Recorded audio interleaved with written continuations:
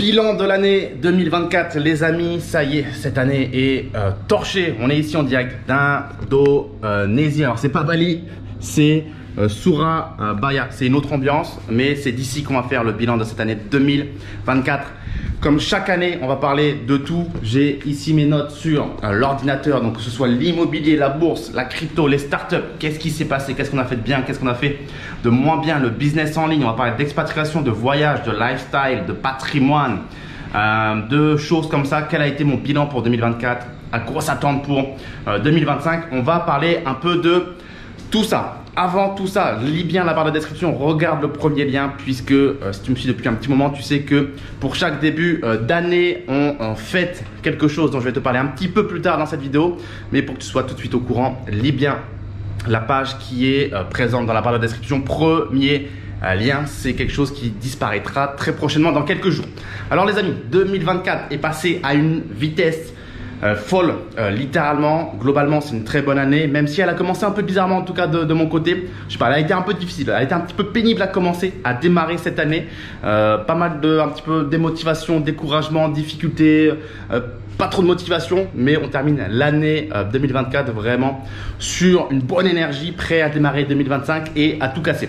Par contre, on commence les amis, on va commencer par tout ce qui est actif, ensuite on va enchaîner sur business et ensuite on terminera un petit peu plus sur le lifestyle, patrimoine, etc. Pour parler de l'immobilier, les amis, si tu me suis sur Instagram, etc., bon, tu as dû voir que mon désengagement, mon désamour pour l'immobilier est plus que prononcé. Voilà, je déteste l'immobilier actuellement. Je ne comprends pas les gens qui font de l'immobilier. Je ne veux plus d'immobilier. Donc, j'ai encore des lots en France. Mon patrimoine immobilier est exclusivement en France. Je viens de revendre tout juste à l'instant un studio à Reims. Voilà, c'est long, c'est chiant, etc. Mais ça a été fait. Malheureusement, j'ai un lot sur lequel j'ai un impayé. Donc, toi, ça a été le tout premier lot que j'ai acheté lorsque j'ai démarré l'immobilier il y a 10 ans. Et au moment où je veux le revendre, j'ai un impayé qui dure déjà depuis 11 mois avec un locataire qui, malheureusement, visiblement, ne veut pas partir, ne veut pas payer. Je ne vais pas développer. J'en ferai sûrement une vidéo quand l'affaire sera terminée. Mais j'ai le sentiment que je vais m'engager sur quelque chose de long et chiant pour pouvoir récupérer mon lot. Donc, c'est dans cette mesure aussi que la France me saoule, me gave. Il y a n'importe quel autre pays du monde, que ce soit les Émirats, l'Asie, l'Amérique latine, l'Amérique du Sud, le Kirghizistan, l'Asie centrale, la Russie, où tu peux te permettre de ne pas payer ton loyer pendant presque un an, rester dans l'appartement et que personne ne te dise quoi que ce soit. Moi, ça me paraît totalement fou de se faire voler de la sorte, de ne pas se faire respecter, mais d'être quand même visiblement dans le rôle du mec qui n'a pas le droit de dire quoi que ce soit ou de faire quoi que ce soit.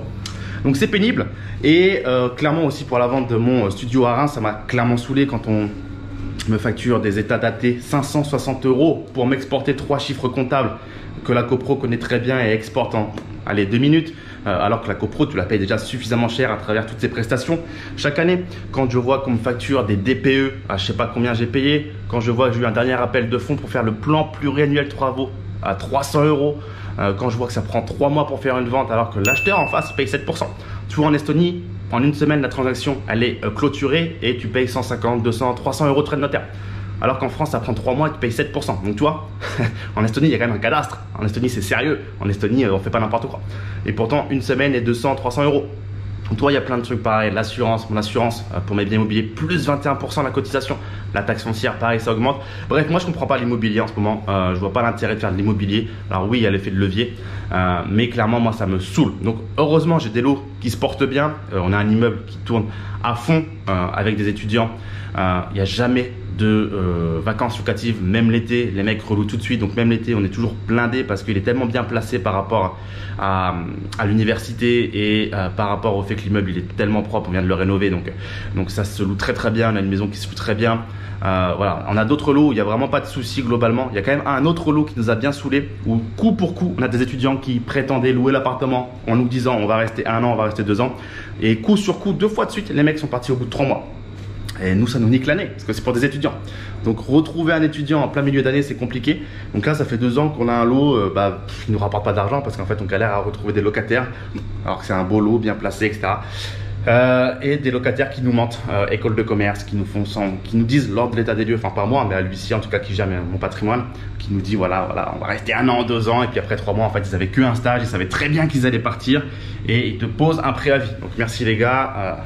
Encore une fois, ça nique la rentabilité d'un lot parce qu'en pleine année, louer à des étudiants, c'est pas forcément évident.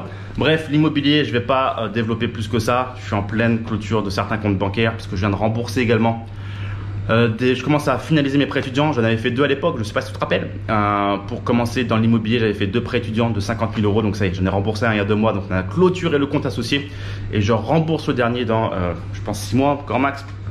Donc pareil, on va pouvoir tout clôturer, histoire de ne plus rien avoir en France. Puisque si vous ne le savez pas, le fait d'avoir des comptes bancaires en France, quand on est expatrié, c'est vraiment pas terrible. Ça a un poids, un intérêt économique vraiment plus important que ce que les gens imaginent. Donc ne gardez aucun compte bancaire dans la mesure du possible lorsque vous ets expatrié. Moi, j'avais des prêts étudiants rattachés à ces comptes, donc c'est pour ça que malheureusement, j'ai pas pu les clôturer plus tôt. Mais maintenant que mes prêts étudiants sont remboursés, je perds pas de temps, je clôture tout tout de suite. Donc voilà, l'immobilier, clairement, on va plus rien développer sur ça, ni en France, ni à l'étranger, et on revend dans la mesure du possible ce que je peux revendre. Et pour les biens qui sont détenus en SCI avec des associés, on laisse se rembourser. Dieu merci, c'est ceux qui tournent le mieux en ce moment et qui posent aucun problème. Donc on laisse voilà, l'amortissement se faire, le remboursement du capital, et on verra dans quelques années ce qu'on en fait. Pour parler de la bourse, les amis, un sujet qui me plaît beaucoup plus. On est passé à plus de 1 million, on doit être même à 1,1 million, pas loin. On frôle le 1,1 million d'investis en bourse. On a fait un beau bond cette année sur cette classe d'actifs. On a quand même commencé l'année un petit peu péniblement puisqu'on a une valeur qui a coupé son dividende, enfin pas coupé mais réduit son dividende, et c'est une valeur qui avait un beau poids dans le portefeuille. Bon, toujours pareil, les gens qui font des analyses après que les événements ont lieu te disent mais Raph, c'était évident que cette valeur fallait pas l'acheter. Bon bah voilà, c'est évident quand c'est fait. C'est comme le Bitcoin à 100 000, c'est évident quand il est à 100 000. Bon, moi j'aime bien les gens qui te sortent leurs conclusions quand les faits sont là, toi. C'est comme le Bitcoin à 1 million, tout le monde te dira bah oui c'était évident Raphaël, comment ça? Alors moi j'y crois, hein, mais tout le monde te dira quand il sera à 1 million le Bitcoin que c'était évident. Bon bref, pour parler de la bourse, on a fait un sacré bond en avant cette année encore, donc ça c'est vraiment une classe que j'ai privilégiée. Je vois vraiment la bourse comme étant mon socle, mes fondations, vraiment ma base, c'est-à-dire que ça génère du cash flow, ça génère 3100 $, même 3200 bientôt je crois, dollars de dividendes tous les mois. Je sais que c'est des entreprises très solides, des mastodontes de leur marché, et qu'a priori je vais garder ces entreprises toute ma vie. Donc c'est mon cash flow, c'est à dire que je sais que je peux vivre de ça, je m'en sers pas, je réinvestis tout, mais je sais que je peux vivre de ça si jamais j'ai le moindre souci. Et par exemple pour la crypto, les startups et le reste, voilà, je peux me permettre d'être un peu plus agressif on va dire, ou prendre plus de risques, puisque je sais que j'ai mon 1,1 million et qui ne fait que monter en bourse, qui me permet d'assurer on va dire mes arrières si jamais le business ne marchait plus, si jamais je perds tout à côté. A priori il n'y a aucune raison que je perde mes actions en bourse. Donc voilà les amis, pour parler justement de la crypto, bon bah ATH, sur ATH cette année le portefeuille il a fait x2,10 et c'est vrai que je parle jamais en valeur nominale de la taille de mon portefeuille parce que j'ai envie de rester discret sur ça. Je pense que j'ai plus que ce que les gens imaginent. J'ai commencé en 2017, donc tu peux regarder le prix du Bitcoin ou de l'ETH en 2017, c'est pas ce qu'il est aujourd'hui. Donc voilà, on a un portefeuille qui est vraiment insolent, qui est vraiment sympa. Il y a eu pas mal d'airdrops également cette année. Donc moi tous les airdrops généralement je les prends, je les collecte, je les convertis en BTC. Ma vision maintenant c'est de faire que du BTC. J'ai pu dans le passé aller sur des cryptos un petit peu plus exotiques, ou pas forcément exotiques mais large cap, top 10, top 50. Je m'embête plus maintenant. Full BTC, BTC maximaliste comme on dit.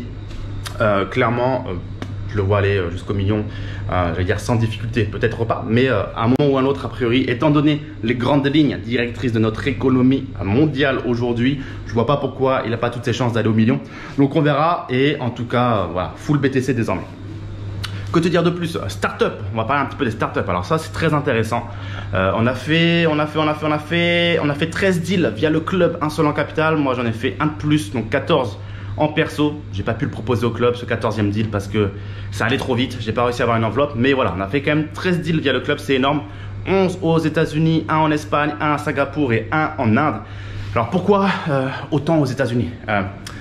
Les fondateurs de ces boîtes qui sont américaines en fait sont parfois et souvent même indiens, africains dans sa globalité, mexicains, chinois, bref, de partout dans le monde, mais ils décident d'aller aux États-Unis, dans la Silicon Valley, à San Francisco, pour innover, pour entreprendre. Parce que, encore une fois, il y a un cadre qui fait que c'est beaucoup plus simple, beaucoup plus facile de le faire depuis les États-Unis que de le faire depuis n'importe où ailleurs dans le monde. Voilà, t'es peut-être jamais allé à San Francisco, d'ailleurs moi non plus, mais apparemment là-bas il y a une énergie de malade. Voilà, c'est pas la Silicon Valley pour rien. Donc voilà, c'est que des boîtes du Y Combinator. D'ailleurs, il faudra peut-être que j'aille foutre un jour ou l'autre mon cul là-bas. Je commence à avoir mis avec le club plusieurs millions de dollars dans des startups du Y Combinator de San Francisco, de la Silicon Valley. Donc il faudrait que j'aille voir quand même un petit peu à quoi ça ressemble. Mais en tout cas, voilà. Sur la taille du portefeuille, ce que je peux te dire sur l'état, c'est que ça commence vraiment à prendre en maturité. Comme tu le verras quand je te parlerai de mon patrimoine, mes valorisations autour des startups n'ont pas grandement évolué. Ça reste stable. Il n'y a pas eu de, comme on dit, markup, c'est-à-dire qu'on n'a pas pu revaloriser une startup à la hausse parce qu'il n'y a pas encore eu de nouvelle levée de fonds qui nous permet de dire que cette startup vaut désormais tant d'argent. Mais par contre, on commence à avoir des choses sympas, c'est-à-dire qu'il y a de la maturité. C'est-à-dire que globalement, mon portefeuille, il a à peu près 3 ans d'ancienneté, 3 à 4 ans d'ancienneté, donc c'est encore jeune. On tire des vraies conclusions en général à partir de la 5e et 7e année. Mais on voit quand même que là, j'ai 2-3 faillites qui se sont ou qui sont en train de se déclarer. Donc on attend que ça se boucle en fait administrativement parlant, mais on a 2-3 boîtes là qui ont mis vraiment la clé sous la porte comme on dit. On a 2 boîtes pour lesquelles je sais que ce sont des licornes parce que je vois le chiffre d'affaires qu'elles font, j'ai l'information. Et par rapport aux multiples de valorisation dans cette industrie, je sais que voilà, c'est une licorne. Si tu valorises 10 fois par exemple le revenu ou 15 fois le revenu annuel, tu sais plus ou moins combien vaut ta startup, même si c'est pas acté officiellement par le fait qu'elle a refait un tour de table, tu sais ce qu'elle vaut plus ou moins. Et on a quand même un exit. Donc on a une boîte qui s'est fait racheter là il y a peut-être 2-3 mois. On attend encore la finalisation parce qu'il faut savoir que dans les startups, tout prend un peu de temps. Clôturer une levée de fonds, ça prend un peu de temps. Quand il y a une faillite, ça prend un petit peu de temps. Quand il y a un exit, ça prend un peu de temps parce que évidemment, il faut reprendre toute la table des actionnaires, la cap table comme on dit, faire les distributions, signer, vérifier, etc. Bref, c'est de l'administratif, c'est du juridique. Il y a des avocats qui bossent dessus, donc ça prend un petit peu de temps. Mais voilà, ce que je peux te dire, c'est que on a de la maturité qui apparaît, de l'exit qui commence à apparaître, de la faillite, des boîtes qui commencent clairement à sortir leur épingle du jeu, comme avec les 2 licornes que je viens de t'évoquer.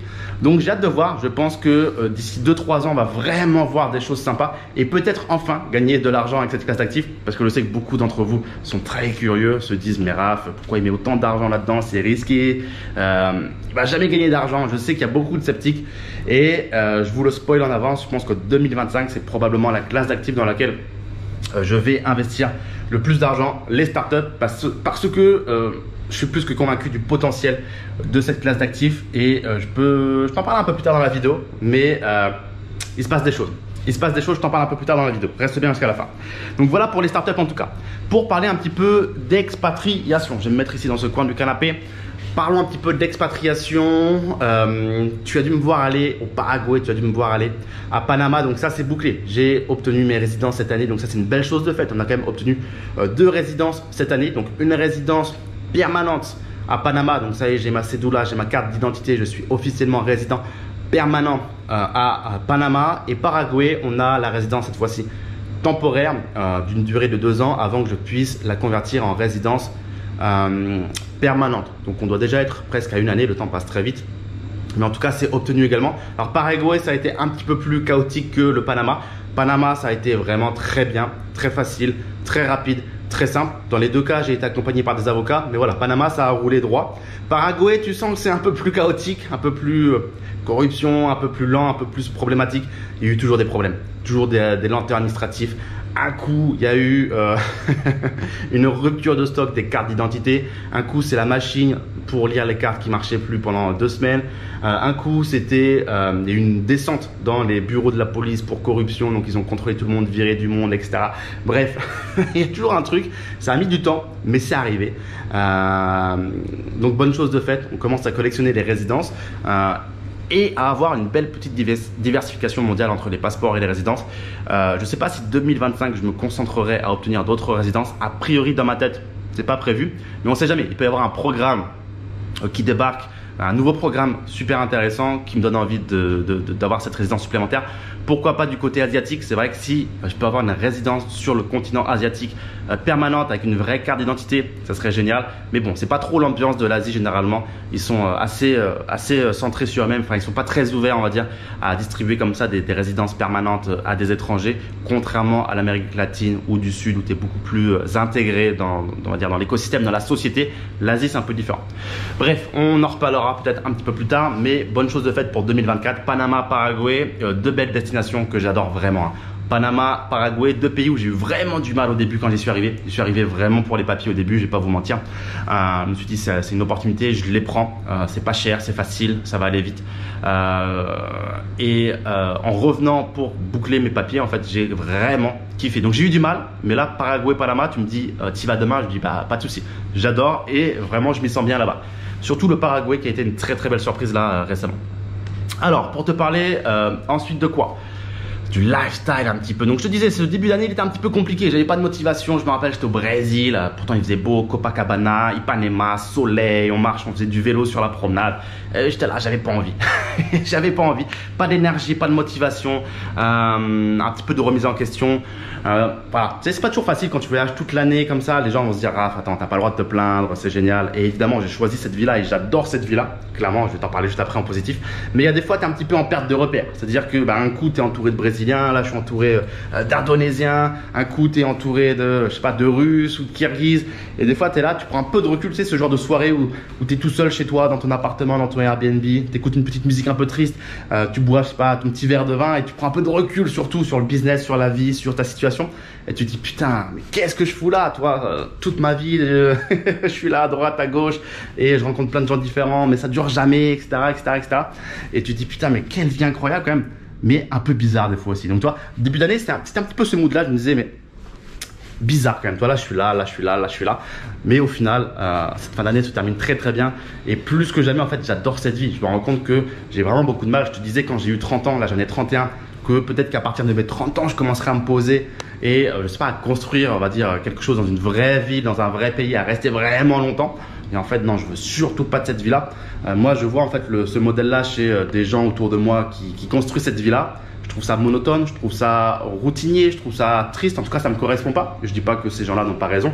Certains le font par pure volonté, d'autres le font aussi parce qu'ils n'ont pas le choix, ils n'ont pas le temps de voyager ou l'argent, ou ils ont peur de voyager, parce qu'il y a des gens qui ont peur de voyager. Bref, peu importe les raisons. Mais en fait, moi, je me rends compte que j'adore. Là, j'ai fait 2 mois en Indonésie. C'est très rare. D'habitude, je reste pas autant dans un pays, mais ça a été vraiment un coup de cœur ici, l'Indonésie, Jakarta surtout. Mais j'ai déjà envie de voyager. Là, il y a plein d'autres plans pour le premier trimestre 2025 qui sont en train de se dessiner. On va aller dans des pays qu'on n'a encore jamais fait, qui m'attirent énormément. On va continuer et j'adore ça. J'ai hâte. Cette année, on a fait encore... Alors beaucoup de pays, mais beaucoup d'anciens pays où j'étais déjà allé. C'est-à-dire qu'en nouveaux pays, on en a fait que 6. On a fait le Bangladesh en début d'année, incroyable. La Bolivie, le Chili, l'Uruguay, le Brésil et la Tunisie. Seulement 6 nouveaux pays. Donc c'est peu en un an. Et en même temps, j'ai envie de te dire, ça devient dur d'en trouver des nouveaux. Parce que je commence à avoir fait 117 pays. Donc tout ce qui me reste, c'est une grosse partie de l'Afrique. Puisqu'il y a 50 pays et quelques en Afrique. Et j'ai dû en faire peut-être que 10. Donc il y a un gros morceau là-bas. Toute l'Océanie, j'ai jamais foutu un pied. Mais j'ai pas du tout envie d'y aller. Je vais pas te mentir. Je sais pas pourquoi, ça m'attire pas. Et il m'en reste quelques-uns à droite à gauche. Tu vois, en Europe, il m'en reste qu'un seul. C'est l'Islande. En Amérique latine, il doit en rester 3-4. En Amérique du Sud, il doit en rester 3-4. Donc tu vois, j'ai quasiment tout fait. L'Asie centrale, il me reste que le Turkménistan. Après, il me reste 2-3 trucs dans le Middle East. Donc ça devient compliqué de trouver des nouveaux pays. Par contre, il y en a plein qu'on a refait cette année et que j'ai kiffé refaire. Donc il y a eu le séminaire de Bruxelles en début d'année. Donc la Belgique, le Kirghizistan évidemment, le Kazakhstan, l'Inde que j'adore, il faudrait que j'y retourne bientôt, les Émirats, la Suisse, la France, l'Équateur où je suis resté longtemps, le Panama et le Paraguay pour mes résidences, la Colombie, le Mexique, la Malaisie que j'aime vraiment pas trop, j'y suis allé 3 fois et j'ai vraiment du mal à aimer, et l'Indonésie où on est en ce moment. Donc on a quand même fait 20 pays cette année, donc bon, je pense que ça reste correct, ça fait plus d'un pays par mois, donc tu vois, on bouge quand même pas mal mine de rien, c'est là en faisant les maths que je me rends compte qu'on a quand même un bon rythme. Donc voilà. Quoi d'autre sur le côté lifestyle? Donc je te disais, j'aime cette vie-là. Partout où je vais, on rencontre du monde. Je vais pas te mentir, on a toujours cette vie de célibataire. Donc que ce soit au Panama, au Paraguay, au Kazakhstan, au Kirghizistan, je t'ai cité quoi, l'Indonésie, l'Équateur, tous ces pays-là même, voilà, la Bolivie. On a rencontré du monde.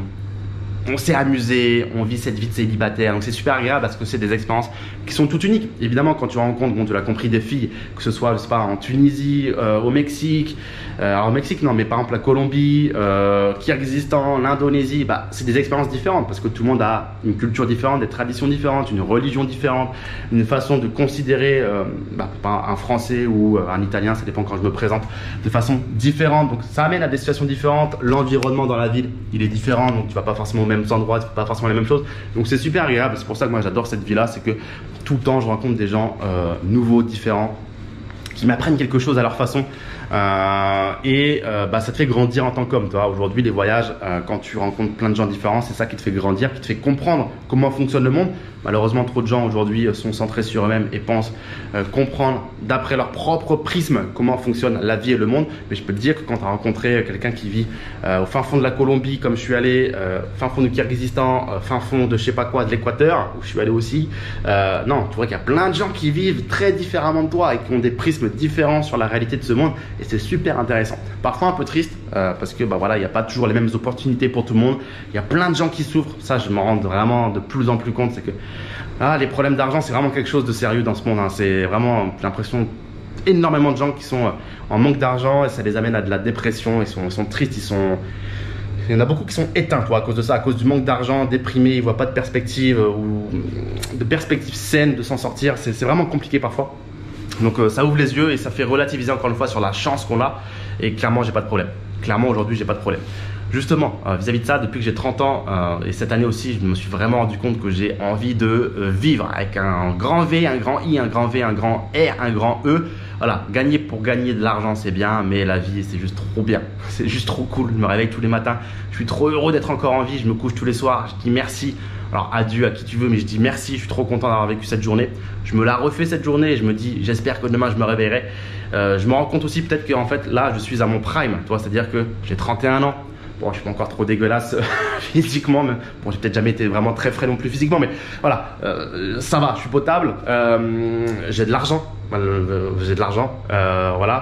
un bon passeport, je suis éduqué, j'ai reçu une bonne éducation, j'ai un business, je suis indépendant, j'ai beaucoup de temps.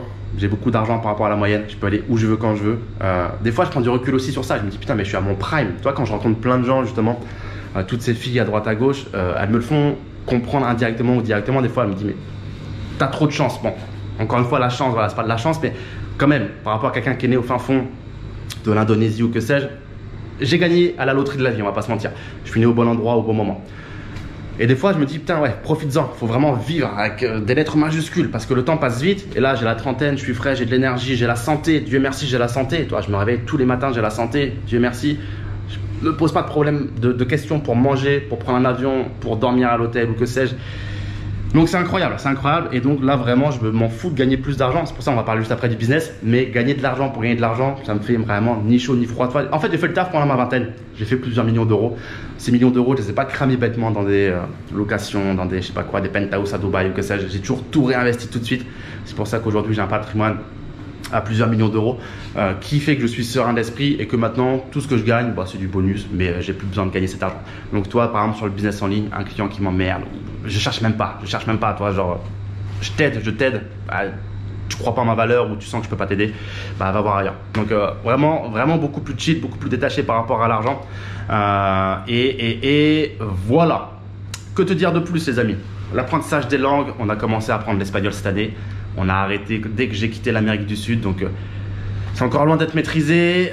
Le russe, ça fait longtemps que je l'ai pas pratiqué, donc j'ai l'impression que j'ai pas tout perdu évidemment. Je peux encore parler, bégayer, on va plutôt dire, mais ce serait bien quand même qu'en 2025 on puisse vraiment reprendre tout ça parce que j'aimerais vraiment être fluent en russe et espagnol et là ça fait un petit peu longtemps que j'ai pas pratiqué tout ça. Que te dire de plus? Avant de parler du business en ligne, on va parler du livre, donc La magie des dividendes. On en a vendu beaucoup, hein, les amis. Je sais pas combien on est, je sais qu'on était vers les 15 000 il n'y a pas très longtemps, mais il est quand même en perte de vitesse le livre. Alors je fais plus de publicité payante sur Facebook et compagnie, donc c'est probablement pour ça. Mais globalement, même si on en vend encore vraiment pas mal tous les jours, je suis vraiment surpris, hein. Il dure vraiment dans le temps ce livre, mais il y a un petit peu quand même une petite perte de vitesse. Alors est-ce que je vais ressortir un livre? Je sais pas. Je sais pas. Peut-être surveille quelque chose. Il va peut-être se passer quelque chose au premier trimestre 2025. Je ne t'en dis pas plus. Je pense que tu as compris avec ce petit teasing. Passons directement au business en ligne. Je vois que ça fait déjà 25 minutes que je parle et j'ai pas mal de choses encore à te dire. Le business en ligne. Alors justement, je t'en parlais un petit peu. Je suis plus à la course du chiffre d'affaires. Je peux t'aider, je t'aide. Tu sens que je peux pas t'aider, il n'y a pas de souci. Mais en tout cas, mon chiffre d'affaires, pour être totalement transparent, il est en baisse. Après, il faut avoir en tête que 2020, 2021, 2022 étaient des excellentes années. 2023, 2024, ça baisse. Alors voilà, quand je dis que ça baisse, attention, il y a encore plein de gens qui rêveraient de faire le chiffre d'affaires que je fais tout en ayant le lifestyle que j'ai. Donc avoir ce temps, cet argent, de voyager toute l'année. J'ai largement encore suffisamment de bénéfices pour pouvoir réinvestir à droite à gauche, avoir des liquidités, etc. Donc je vais clairement pas me plaindre. Mais voilà, quand on a été habitué à gagner plus d'argent et qu'on voit que le chiffre d'affaires il baisse, c'est toujours un petit peu chiant psychologiquement parlant. Mais en même temps, il faut voir aussi qu'en face, je mets pas forcément toujours les efforts nécessaires pour faire le maximum. Moi aujourd'hui, comme je te l'ai dit, je suis en mode vivre, je veux profiter tant que je suis frais, jeune, avec la santé. Et donc, j'ai pas envie de passer 8h, 22h sur mon ordi à bosser ou à lancer de nouveaux projets. Je m'en fous. Quand je vois sur YouTube des gamins entre guillemets de 20 ans qui font ça, je leur dis les gars, respect, c'est le moment de le faire. Et je l'ai fait à cette époque-là. Je refusais des soirées de Nouvel An, de ce que tu veux, des soirées tout court quand j'avais 21 ans parce que je voulais bosser sur mon business. Mais maintenant, j'ai envie de kiffer. Donc ça baisse, mais voilà, encore une fois, je vais vraiment pas me plaindre. Globalement, les gens dépensent moins quand même. Je sens que c'est beaucoup plus dur de convertir les ventes par rapport à ne serait-ce qu'il y a 1 an ou 2 ans. Aujourd'hui, les gens réfléchissent beaucoup plus, je trouve. J'ai l'impression que chaque euro qui sort pour eux est une difficulté. Du coup, de mon côté, j'ai l'impression que chaque euro qui rentre est mérité tellement les mecs, ils ont galéré à sortir l'argent. Mais encore une fois, par rapport à 2020, 2021, 2022, je m'en rappelle, c'était des années vraiment folles. J'étais au Kyrgyzstan, les journées à 10 000 euros, elles pleuvaient, je me levais, c'était déjà là l'argent. Il y avait des journées au Kyrgyzstan, je dépensais 20 euros par jour, j'avais encaissé 10 000 euros. Et des journées comme ça, il y en a eu plein. Vraiment, 2020, 2021, 2022, je sais pas, l'après-Covid. L'argent pleuvait, je sais pas, les gens avaient trop d'argent ou étaient tous chez eux, se renseigner en ligne. Je sais pas, c'était vraiment facile à cette époque-là. C'était avec le recul, je me rendais pas compte sur l'instant T. Je trouvais ça normal sur l'instant T. Mais maintenant, je me dis putain, quelle dinguerie. Tout le temps des 10 000 euros par jour. Enfin, pas tout le temps, mais très régulièrement. Et l'argent venait vraiment, les gens venaient tout seuls. Ça tombait. Il y avait juste à les encaisser. C'était assez fou. Donc voilà les amis. Quand même une conclusion sur le business en ligne, c'est que je me suis rendu compte d'une chose. C'est que ce que je fais, c'est du B2C. Je vends à des particuliers sur un sujet qui est l'argent à des Français. Donc des mecs, des Français globaux, grosso merdo, on va pas se mentir. Les Français et l'argent, toi, ça fait souvent deux. C'est très compliqué de leur faire comprendre que l'argent, c'est pas mauvais, l'argent, faut l'investir, l'argent, faut pas le stocker sur une épargne, et que l'assurance vie, c'est sûrement une mauvaise idée, et que le PEA, c'est pas magique. Bon, bref, toi, il y a quand même un gros travail à faire. Et je me suis rendu compte que si tu arrives à vendre du B2C à des Français sur un sujet qui est l'argent et à faire plusieurs millions d'euros, bon, a priori, c'est qu'en marketing ou en vente, t'es pas trop mauvais. Mais quand même, ça me saoule. Je vais pas te mentir, j'ai de moins en moins de patience. Encore une fois, je te l'ai dit, moi, je fais plusieurs millions d'euros. Je les ai stockés, je les ai investis, j'ai mon patrimoine et j'ai de moins en moins de patience. Toi, il y a 10 ans, chaque euro comptait. C'est-à-dire, je faisais une vente à 29 euros, je te la grattais la vente, je te la prenais. Maintenant, si le mec qui me saoule, que je vois que c'est un peu un neuneu, j'ai beaucoup moins de patience. En fait, je kiffe beaucoup plus l'approche startup aujourd'hui. Comme je te disais dans cette vidéo, c'est vraiment sur ça que je vais focus personnellement et je pense via le business, c'est sur les startups parce que je vois que tous mes clients startup, ils sont excellents. C'est des bons profils qui ont de l'argent, qui ont des entreprises, qui ont déjà du patrimoine, qui comprennent, qui percutent, qui n'ont aucun souci à investir, qui comprennent l'importance de faire tout ça. Donc ça, j'adore cette typologie de clients. Aujourd'hui, quand je parle de dividendes, quand je parle d'actions, en fait c'était bien il y a 5 ans quand j'ai commencé, il n'y avait personne sur le marché, j'étais tout seul. Non, il y était 2 ou 3 à parler d'actions à dividendes. Aujourd'hui, tout le monde parle d'actions à dividendes, tu as l'impression. Tout le monde est pro-tracker, tout le monde est pro-PEA, tout le monde… Bref, il y a énormément, en fait, le marché, il a vachement maturé. Probablement, sans me jeter des fleurs, grâce à moi. Parce que de toute façon, mon livre, La magie des dividendes, je vois très bien qu'il a inspiré beaucoup de personnes à créer des contenus. Ça, voilà, c'est cramé. Il y a des gens qui sont pas très fut-fut, pas très discrets. Ils pompent un peu trop le travail. Bon, j'ai jamais rien fait, j'ai jamais rien dit parce que je m'en fous et je prends ça comme un compliment. Mais en tout cas, il y a quand même un marché qui a maturé sur ce sujet-là. En fait, quand j'ai commencé le business en ligne il y a 10 ans, je parlais de bourse, d'immobilier, d'un peu de tout et j'étais le seul aussi en 2014. Rappelle-toi, il n'y avait personne sur Internet. Aujourd'hui, j'ouvre YouTube et il y a, je sais pas, des dizaines de mecs que je connais pas qui font des petits vlogs, des petites vidéos sur leur parcours business. Donc, c'est incroyable de voir que le marché il a vraiment grossi. Mais c'était facile à l'époque. Après, j'ai commencé à parler d'actions en dividendes parce qu'il n'y avait personne. Maintenant, il y a beaucoup trop de personnes. Donc, je pense que clairement, je vais vous parler, les gars, que de start-up. Voilà, coût d'opportunité. C'est des clients que je préfère plus, qui ont plus d'argent, qui bégayent moins, qui percutent plus. Et là, au moins, je sais que je ne vais pas avoir de concurrence parce que voilà, les sourcils du deal au sein du Y Combinator dans la Silicon Valley, tout le monde ne pourra pas le faire comme je peux le faire moi aujourd'hui. Donc, je pense qu'on va recentrer un peu Club Millionnaire sur le côté startup. J'accompagnerai évidemment toujours sur les actions dividendes pour ceux qui veulent toujours. Je ne dis pas que tous les services autour de ça, les formations ne seront plus mises à jour. Rien ne va changer. Tout sera toujours là, le club dividende, etc. Mais je pense que ma communication sera plus orientée sur les startups, les amis. De quoi on va parler avant de clôturer? Le patrimoine. Le patrimoine, il est en augmentation. Crypto et bourse ont bien fait monter vers le haut. L'immobilier, c'est stable. Les prix du mètre carré n'ont pas forcément beaucoup évolué. Le portefeuille de start-up, c'est stable aussi parce qu'il n'y a pas eu de nouvelles levées de fonds qui ont permis de reacter des multiples de valorisation. Donc voilà, sur le patrimoine, comme utilisé sur Instagram, pas de grosse augmentation, mais ça monte. Donc c'est cool. Voilà, tout suit son cours. En conclusion, les amis, parce que ça fait déjà 30 minutes que je te parle, tout va bien. En conclusion, tout va bien. On a la santé, on a l'argent, on a le temps. On s'amuse aux quatre coins du monde. J'ai envie de te dire, c'est un peu la vie que je rêvais d'avoir quand j'ai commencé à entreprendre il y a 10 ans. Club Millionnaire aujourd'hui à 10 ans. D'ailleurs, c'est pour ça que lis bien la barre de la description. Il y a une offre spécialement pour l'anniversaire du blog Club Millionnaire qui a déjà 10 ans. Mais voilà, quand je commençais il y a 10 ans, c'était vraiment ce que je voulais atteindre. L'indépendance financière, comme on l'appelait. Pourquoi pas devenir millionnaire un jour? Je suis devenu à 27 ans, mais c'était un objectif quand j'ai commencé il y a 10 ans. Être libre, pouvoir voyager. Je rêvais de voyager, je rêvais d'aller aux quatre coins du monde. C'est ce que je suis en train de faire. Donc Dieu merci, tout va bien. On a la santé, on a l'argent, on a le temps. Et c'est sur ça qu'on va clôturer cette vidéo. Les amis, dis-moi toi dans les commentaires si ton année 2024 était excellente ou pas. Dis-moi ce que tu as fait, ce que tu n'as pas fait.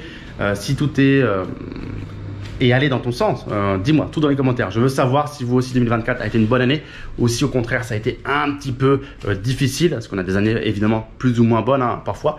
Donc voilà les amis, lis bien la barre de la description également, premier lien dans la bio pour profiter d'un petit cadeau de début d'année qui disparaîtra dans les prochains jours. Donc clique bien tout de suite et regarde ça tout de suite. Et je te dis à très vite pour commencer 2025 dans, on l'espère, une très bonne énergie. Ciao, ciao.